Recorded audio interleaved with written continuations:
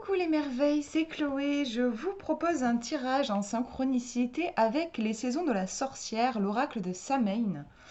Alors c'est un jeu que je trouve particulièrement fort, puissant au niveau de ses messages, et je me disais que les cartes pouvaient probablement là nous aider, pour vous qui regardez cette vidéo, vous aider à voir votre espace de pouvoir. En gros, quand on a un problème, j'ai remarqué qu'il y a un espace, là où se trouve la solution, en fait, on a un endroit où notre énergie est appelée, notre énergie est demandée, et il y a d'autres endroits où tout va bien et on n'a pas besoin d'aller. Et quand on a un problème, souvent, eh ben, on ne sait pas très bien où placer notre énergie, où placer notre attention, et parfois on se trompe complètement. C'est-à-dire qu'on met notre énergie à un endroit, genre tout à fait à droite, alors qu'en fait il fallait aller tout à fait à gauche. Enfin, vous avez compris un peu l'idée, souvent on se sent un petit peu perdu. Et donc là, je me disais, les cartes des sorcières peuvent peut-être nous aider par rapport à un questionnement, essayer de voir où se trouve votre pouvoir, dans quel espace vous pouvez agir en fait. Dans- et puis voilà, en fait, quand il y a un problème, il y a souvent un espace où on peut agir et un espace où il faut lâcher prise. Voilà. Donc là, les sorcières vont vous montrer ce que vous pouvez faire par rapport à votre problématique. Donc je vous laisse vous concentrer sur un problème, un sujet qui vous prend un peu la tête en ce moment. Vous pouvez faire une pause avec la vidéo si vous avez vraiment besoin du temps de la réflexion. Mais en général, c'est le premier truc qui vous vient à l'esprit. Et je vous montre les trois cartes. Donc, je vous laisse choisir celle qui vous attire le plus quand vous pensez à votre problématique.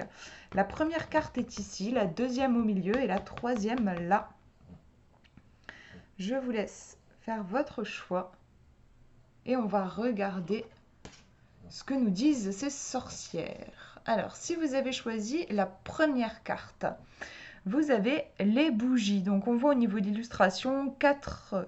C'est ça, ou alors je me dis, est-ce que c'est, oui, on dirait presque qu'elle est là et que c'est son ombre, mais j'imagine qu'elles sont 4. Ouais, c'est ça. 4 sorcières qui sont en train de faire probablement une séance de spiritisme. Elles sont en train d'appeler un esprit. On nous parle de bougies et on nous dit parle dans son oui c'est ça, oui, parle dans son velours, récite le long de sa colonne tout ce que tu désires, tout ce qui se réalisera.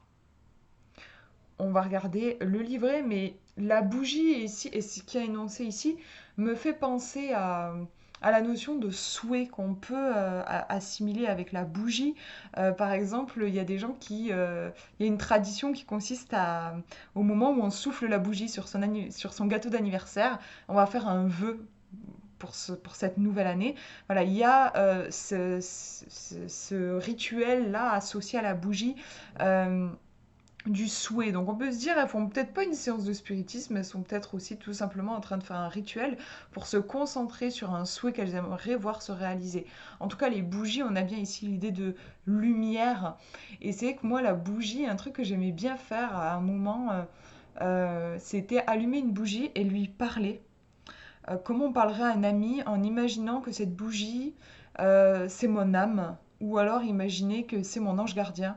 En tout cas, voilà, j'avais un truc à quoi me raccrocher, de regarder cette bougie qui vacille un tout petit peu mais qui reste présente pendant que moi je racontais tous mes malheurs. Voilà, c'est l'image de la lumière dans l'obscurité, l'ange qui reste à nos côtés, la protection, le divin qui reste présent même dans les moments difficiles, même dans les moments de grandes tourmentes, de grandes difficultés. On va regarder le livret, donc c'est la numéro 9. Alors, en mots-clés, on nous parle d'intention et de prière. Donc, vous voyez, c'est bien cette idée de souhait. Peu de sortilèges peuvent être accomplis sans une ou plusieurs bougies. Les bougies ajoutent à la magie de votre lieu de pratique et jouent un rôle essentiel dans les sorts que vous lancez. Elles portent vos intentions à l'univers, elles font remonter vos mots et prières le long de leur colonne et les projettent depuis la pointe de leur flamme.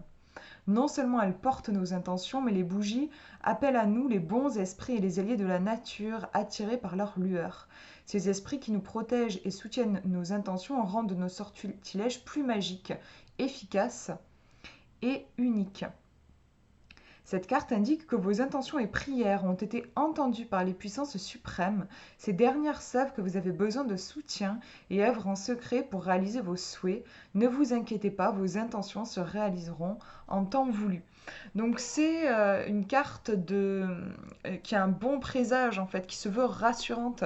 Là, votre espace de pouvoir, peut-être tout ce qu'on vous demande en fait, c'est juste de rester positif, de formuler votre demande et de rester confiant.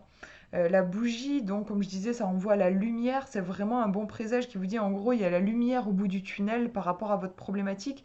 Vous êtes guidé, vous êtes protégé. Le meilleur est à venir et peut-être tout ce que vous pouvez faire, c'est un petit peu comme ces sorcières, c'est juste être en état de veille, veiller peut-être sur cette bougie métaphoriquement, veiller à ce que la bougie ne s'éteigne pas. Ça peut être veiller à ce que votre espoir ne s'éteigne pas. Gardez confiance. Et en fait, votre problème pourrait bien se résoudre de lui-même. Ça arrive d'ailleurs assez souvent. Finalement, on stresse, on se débat, on cherche des solutions, alors que si on laissait juste la vie suivre son cours, eh ben, les choses finalement trouvent leur solution. Donc là, pour vous, c'est juste votre conseil ici, c'est rester optimiste, rester confiant. Formulez, si vous ne l'avez pas fait, formulez tout simplement votre demande et restez connecté à cette énergie de lumière. Voilà pour cette carte. On va regarder si vous avez choisi la numéro 2. On a le chaudron, donc on voit deux sorcières en train de faire une potion avec un petit chat ici. Ensorcelé, cligne des yeux et tu verras. Un désir bouillonnant infuse dans la pluie qui écume. Donc on va voir au niveau du livret, parce que je le connais pas, je connais pas bien, mais là, pour moi, on a intuitivement, je dirais, on a l'idée de quelque chose qui bouillonne, voilà, dans le chaudron. Donc on a une idée de chaleur, une idée de désir, peut-être qui est en train de... Il y a quelque chose qui travaille, en fait. Le chaudron, on va laisser... J'ai l'image, moi, d'une potion qu'on va laisser infuser peut-être pendant toute une nuit, à la pleine lune. Il y a quelque chose qui bosse, qui travaille à l'intérieur. On pourrait voir le chaudron, d'ailleurs, comme le ventre. Il y a quelque chose qui travaille et on pourrait imaginer le ventre et donc l'accouchement qui vient ensuite. On va regarder le livret, parce que là, moi, je vous dis ce qui me passe par la tête, mais il y a sûrement d'autres infos dans le livret. Alors, on nous parle de transmutation pour vous, de récipient et de métamorphose. Donc, ouais, il y a bien quelque chose qui se transmute, qui travaille à l'intérieur. Le chaudron, indispensable à la sorcière, trône souvent au cœur de son foyer.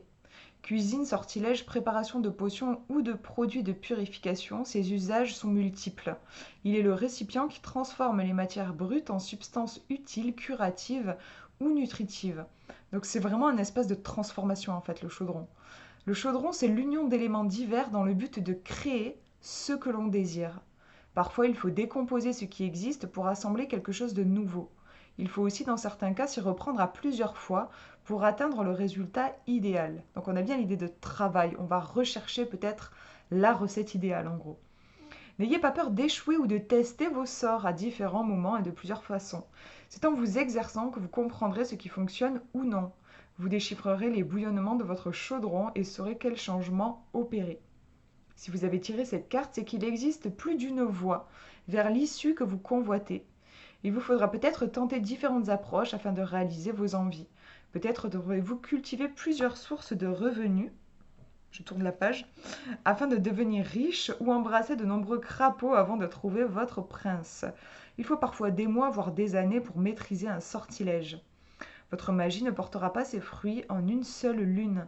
Par ailleurs, il arrive qu'un blocage dans votre aura vous empêche de recevoir ce que vous recherchez. Peut-être devrez-vous apprendre à réaliser une autre intention avant de viser un objectif important. Fiez-vous à votre intuition. Donc on a l'idée ici en fait oui de faire un petit peu sa petite tambouille.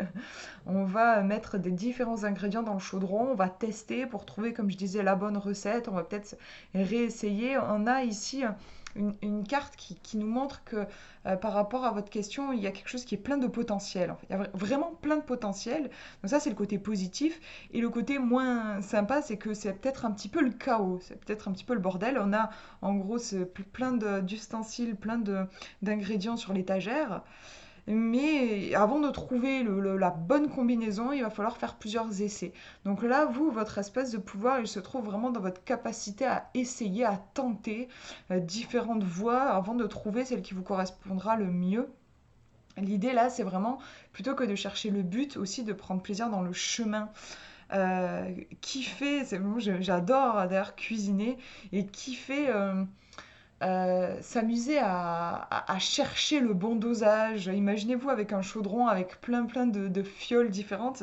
Moi, je trouve que ce serait amusant d'essayer, de tester tout ça et essayer de recontacter peut-être ce truc un peu enfantin, un peu curieux dans l'expérimentation par rapport à votre problématique.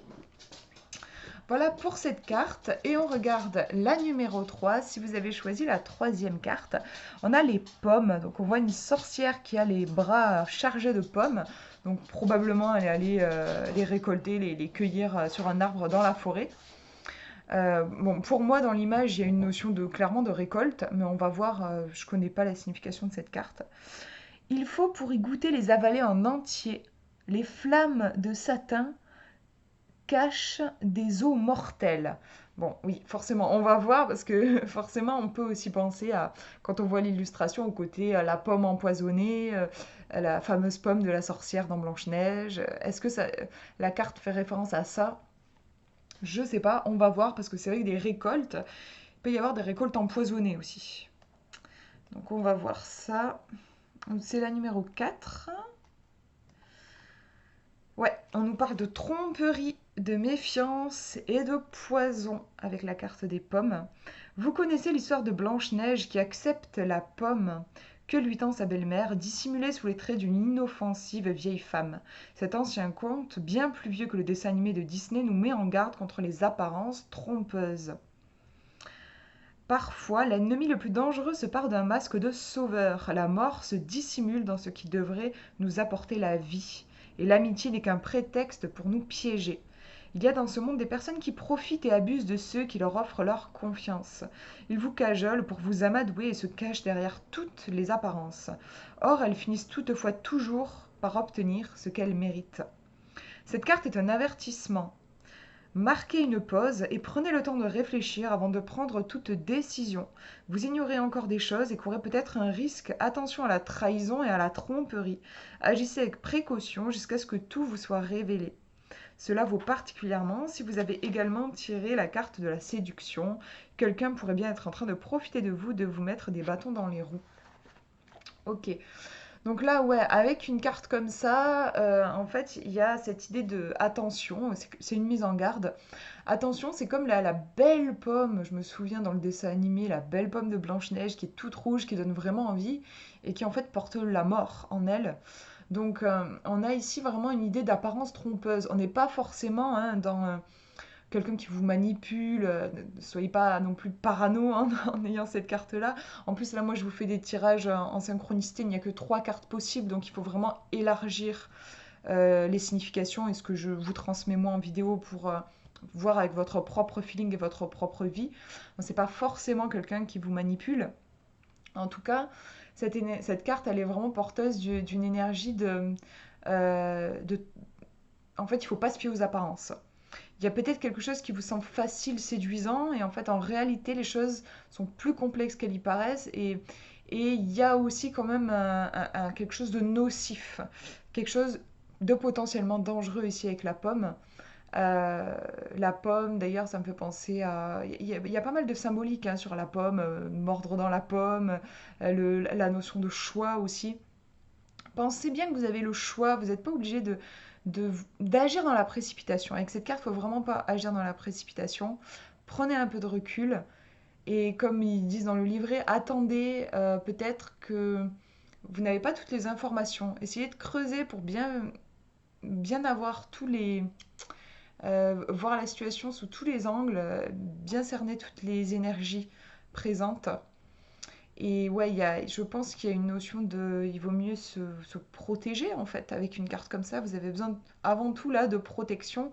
Et puis je trouve pour moi aussi, il y a une notion de santé. Hein. La pomme, de base, c'est un truc, ça fait du bien au corps, hein, c'est un fruit et tout.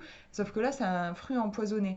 Donc, il y a bien la notion de santé Prenez soin de vous. Peut-être que vous êtes un peu à cran, au bord du burn-out ou du surmenage ou au bord d'une explosion sur le plan émotionnel. Vous avez peut-être besoin de souffler un bon coup, de vous...